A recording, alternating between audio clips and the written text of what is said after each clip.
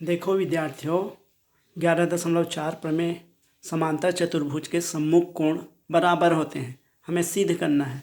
यहाँ पे एक समांतर चतुर्भुज दिया है, इसके सम्मुख कोण बराबर होता है, सिद्ध करना है। मतलब ए के बराबर सी सिद्ध करना है और बी के बराबर डी सिद्ध करना है।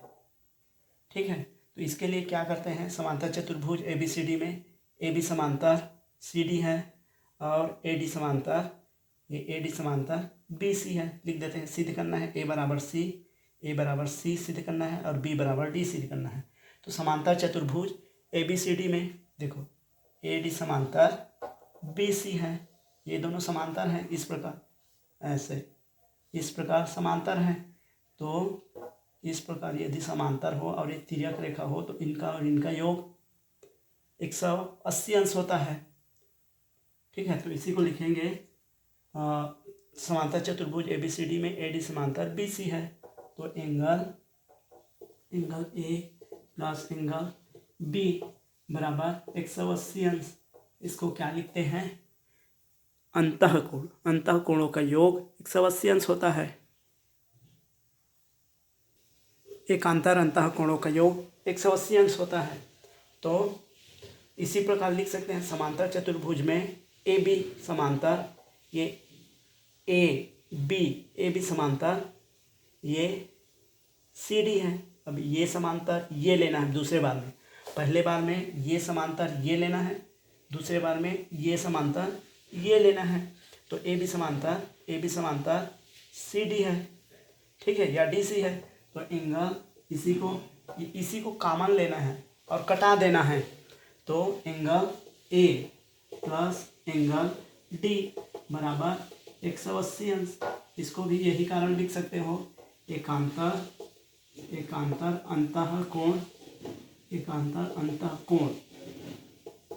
अंतःकोण का योग 180 अंश होता है। इसको इस प्रकार लिख सकते हैं। ये देखो, पहले बार में इसके समांतर ये 180 अंश और दूसरे बार में ऐसे इस प्रकार का चित्र बनेगा। तो ऐसे इसका योग 180 अंश। इसको एक बार कॉमन लेना है और कटा देना है। देखो ए प्लस बी बराबर 180 अंश, ए प्लस डी बराबर 180 अंश। तो समीकरण पहला दूसरा दोनों 180 अंश है। तो ये कट के बराबर हो जाएगा। तो इसके बराबर ये आ जाएगा, एंगल ए प्लस बी बराबर angle A plus angle D. अब ये ए दोनों में है तो ये कट जाएगा, एंगल बी बराबर एंगल डी आ जाएगा।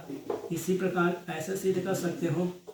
इसी प्रकार एंगल ए बराबर एंगल सी सिद्ध कर सकते हो।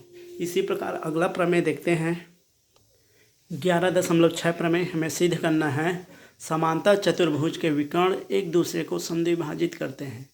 समांतर चतुर्भुज के विकर्ण एक दूसरे को समद्विभाजित करते हैं। मतलब हमें ये विकर्ण को बराबर बताना है, इसके बराबर ये और इसके बराबर ये।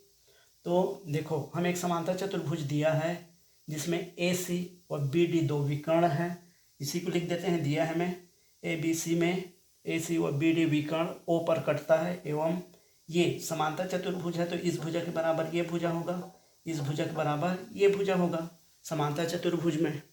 अब हमें सिद्ध करना है, ये विकर्ण एक दूसरे को समद्विभाजित करता है। मतलब ए ओ बराबर सिद्ध करना है सी ओ, ए ओ बराबर सिद्ध करना है सी ओ। और ये बी ओ बराबर सिद्ध करना है ओ डी, बी ओ बराबर सिद्ध करना है ओ डी, ये सिद्ध करना है। तो इस त्रिभुज में देखते हैं क्या क्या बराबर है, ये हमें सिद्ध करना है इसको। तो ठीक है, इसमें एक बराबर है, इसके बराबर ये है, दो एक बराबर हो गया। दूसरा देखो, ये कोण और ये कोण बराबर है, कट रहा है। तो ये शीर्षाभिमुख कोण ऐसा बन रहा है। तो शीर्षाभिमुख कोण बराबर होता है। दो बराबर हो गया। तीसरा देखो, ये और ये बराबर है, क्योंकि हमें रेखा समांतर दिया है। ये रेखा समांतर दिया है तो ये एकांतर बाह्य कोण बन रहा है। इसी प्रकार इस एंगल के बराबर ये एंगल है। तो इस प्रकार देखते हैं कि ए इसके बराबर ये है, इसके बराबर ये है, इसके बराबर ये है, इसके बराबर ये है, 4 अवयव बराबर हो गया। और किसी भी को सर्वांशम सिद्ध करने के लिए हमें 3 अवयव बराबर होना चाहिए। अब इसी बात को हम लोग लिख देते हैं। इस प्रकार है कि देखो ओ ए बी माने इस एंगल के बराबर ओ सी डी, ये समांतर और इस समांतर से बना एकांतर, ये देखो इस प्रकार बना है, ये एकांतर ऐसे इस प्रकार बना है, एकांतर बाह्य कोण। और ए बी बराबर सी डी, समांतर चतुर्भुज की सम्मुख भुजाएं बराबर होती हैं। और तीसरा इसको भी लिख सकते हैं शीर्षाभिमुख कोण, या फिर इसको लिख सकते हैं ओ बी, मतलब इसके बराबर ओ बी ए बराबर ओ डी सी लिख सकते हैं। तो 3 अवयव बराबर हो गया इस त्रिभुज और इस त्रिभुज में 3 अवयव बराबर हो गया। तो अब उसको समांतर लिख सकते हैं, इसलिए त्रिभुज ए ओ बी सर्वांगसम होगा त्रिभुज सी ओ डी। यहाँ पे क्या है कारण, ये कोण है, तो ये कोण, ये भुजा है, तो ये भुजा और कोण सर्वांगसम इसको लिख सकते हैं। तो सर्वांगसम हो गया तो उसके चौथा अवयव बराबर होता है। इसको हम जानते हैं कि 2 त्रिभुज यदि सर्वांगसम हो गया तो चौथा को अवयव को संगत अवयव को, ध्यान रहे संगत अवयव को बराबर लिख सकते हैं।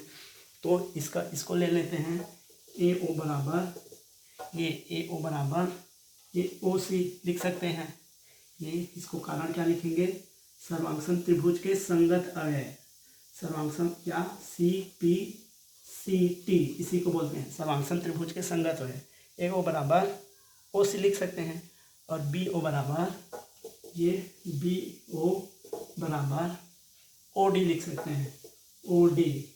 इसको भी सी पी सी टी लिख सकते हो, या हिंदी में सर्वांगसम त्रिभुज के संगत अवयव। यदि 2 त्रिभुज सर्वांगसम होता है तो उसके संगत अवयव बराबर होते हैं। इस प्रकार प्रमेय को सिद्ध कर सकते हैं। इसी प्रकार अन्य प्रमेय को भी सिद्ध कर सकते हैं।